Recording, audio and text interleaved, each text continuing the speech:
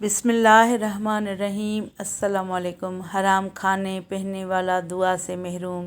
حضرت ابو ہریرہ رضی اللہ تعالیٰ عنہ بیان کرتے ہیں، رسول اللہ صلی اللہ علیہ وسلم نے فرمایا، بے شک اللہ پاک ہے اور وہ صرف پاک چیز ہی قبول فرماتا ہے، اور اللہ تعالیٰ نے جس چیز کے متعلق رسولوں کو حکم فرمایا اسی چیز کے متعلق مومنوں کو حکم فرمایا، تو فرمایا رسولوں کی جماعت پاکیزہ چیزیں کھاؤ اور نیک عمل کرو، اور اللہ تعالیٰ نے فرمایا ایمان والو، ہم نے جو پاکیزہ چیزیں تمہیں عطا کی ہیں ان میں سے کھاؤ۔